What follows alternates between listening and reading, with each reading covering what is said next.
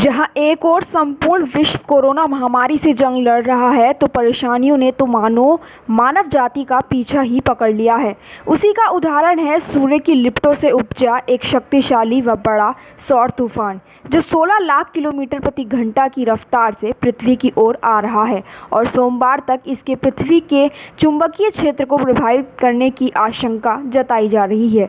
सूर्य पर उत्पन्न इस तरह के तूफानों को जियोमैग्नेटिक तूफान की संज्ञा दी जाती है। विशेषज्ञों के अनुसार बीते 4 वर्ष में यह इस तरह का सबसे बड़ा तूफान है और हमें इसका असर मोबाइल के सिग्नल कमजोर होने से लेकर सैटेलाइट आधारित सेवाओं पर देखने को मिल सकता है।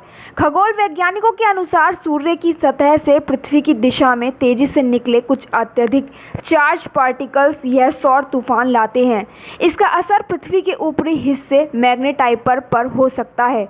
यह हिस्सा हमारे ग्रह को अंतरिक्ष से लाए इन तत्वों से बचाता है। इस तूफान का असर, वैज्ञानिकों के अनुसार यह तूफान इतना बड़ा है कि मैग्नेटिक स्फीयर से नीचे धरती के चुंबकीय क्षेत्र में उथल-पुथल मचा सकता है।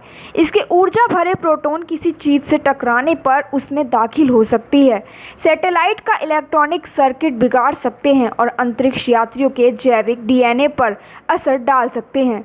विमान से यात्रा कर रहे यात्रियों पर भी आशंका है। कैब सेवा का आधार बने ग्लोबल पोजिशनिंग सिस्टम जीपीएस में भी गड़बड़ी की आशंका जताई जा रही है।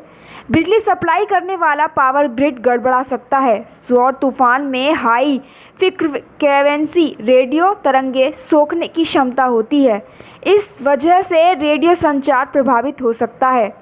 सौर तूफान कब और क्यों? वैज्ञानिकों के अनुसार हर 11 वर्ष में सूर्य की सतह की हलचल और विस्फोट से इतनी भारी मात्रा में विकिरण निकलता है जो अंतरिक्ष में बड़े सौर तूफान लाने की क्षमता रखते हैं। साल 2019 में इनका नया चरण शुरू हुआ था। यह जुलाई 2025 तक चरम सीमा पर पहुंचेगा। मौजूदा सौर तूफान भी इसी का परिणाम है। पहले भी हुआ नुकसान। अमेरिकी राष्ट्रपति जॉर्डन की विशेष सहयोगी कैटरीन जोकोविच के अनुसार साल 2017 में ऐसे ही तूफान से रेडियो प्रसारण प्रभावित हो चुका है।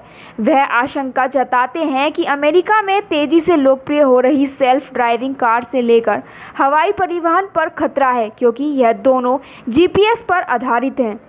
1972 के सौर तूफान में कई देशों में बिजली में संचार सेवाओं को नुकसान हुआ था।